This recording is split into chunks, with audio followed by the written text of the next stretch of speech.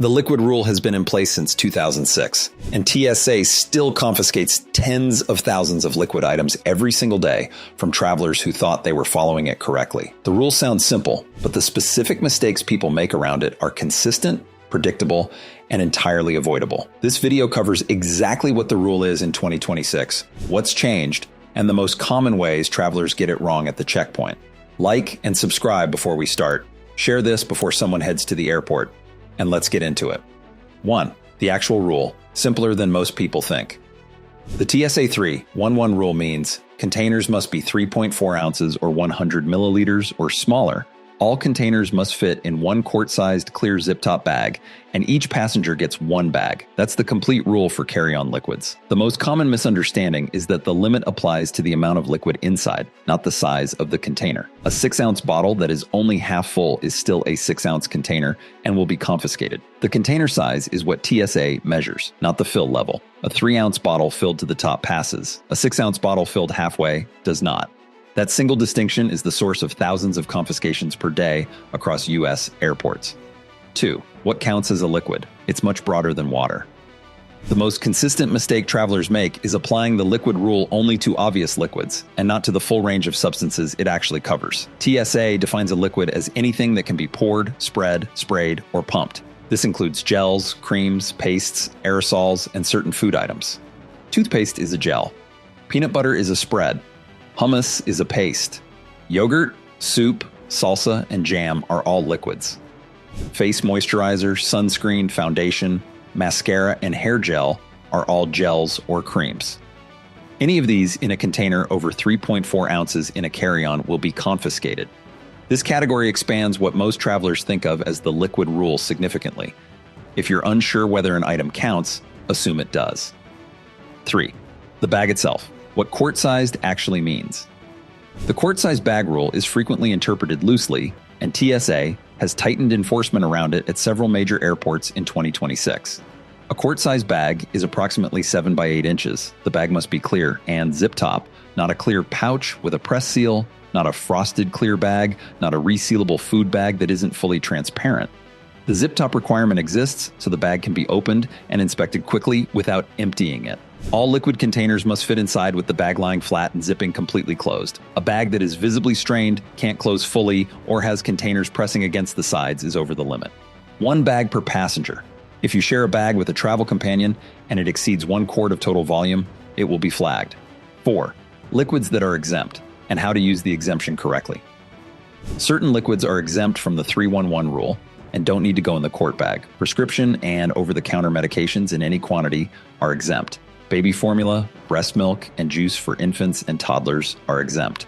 Ice packs accompanying medical items are exempt when frozen solid. These items are declared separately at the checkpoint. You remove them from your bag and place them in their own bin before screening. The exemption doesn't mean these items skip screening. It means they're screened outside the 311 framework with a brief declaration step.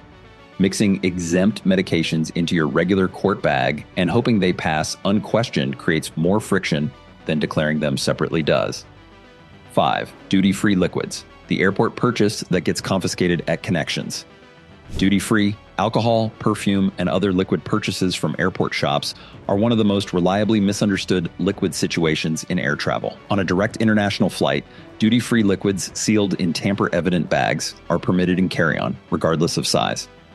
Itinerary, those same sealed bags may be confiscated at the security checkpoint for the connecting flight, including connections within the same country, if the destination country's rules don't recognize the tamper-evident bag exception. This catches thousands of travelers every year who purchased expensive bottles at an international duty-free shop and had them confiscated 3 hours later at a connection checkpoint.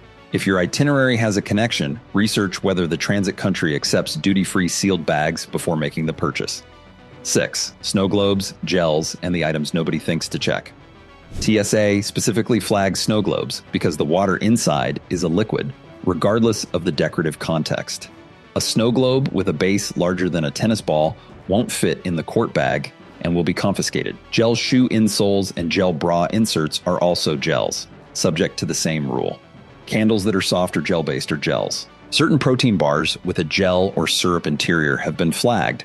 Wet wipes in a resealable pouch technically contain liquid, but are generally passed through without issue due to minimal volume. though a large travel-sized container of wet wipes may be examined more carefully. The practical rule for any item you haven't traveled with before. If there's moisture in it or it can be spread, check whether it counts before you pack it in a carry-on. 7.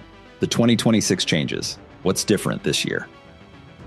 The Core 311 rule has not changed in 2026, but enforcement consistency and the treatment of specific edge cases have.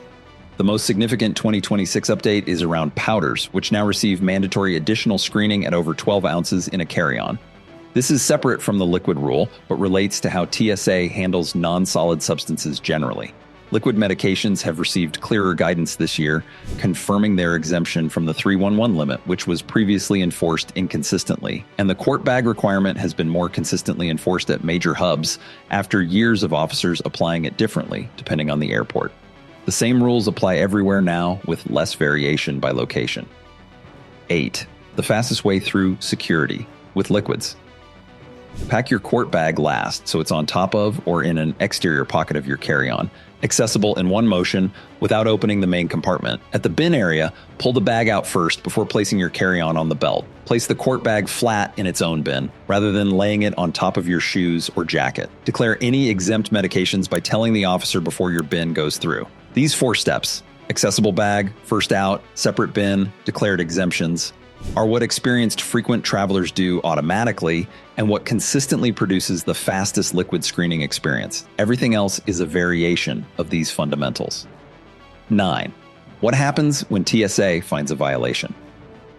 When an officer identifies a liquid violation during screening, the options presented to the traveler are to surrender the item, return to the ticketing area to check it into a bag, or consume the item on the spot if it's food or drink. There is no option to continue through with an oversized liquid once identified.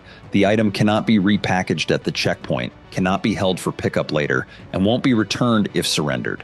At the checkpoint is the worst possible place to solve a packing mistake, because the solutions available there are all worse than the 2 minutes of preparation at home that would have prevented the situation. Anything you're uncertain about should be resolved before you reach the security line, not at it. 10. The easiest fixes that prevent every liquid issue.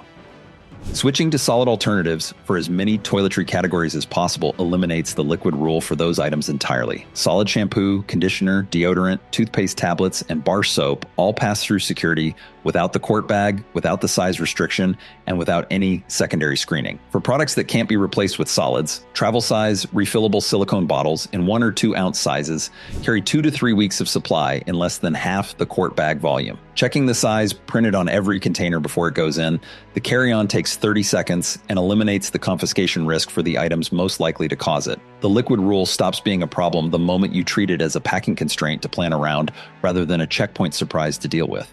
The liquid rule is not complicated once you know exactly what it covers, what it exempts, and how it's applied in 2026. The travelers who consistently breeze through security with liquids aren't doing anything clever. They know the rule precisely, they pack accordingly, and they put the quart bag somewhere accessible before they reach the checkpoint. 10 minutes of preparation at home eliminates every liquid problem at security.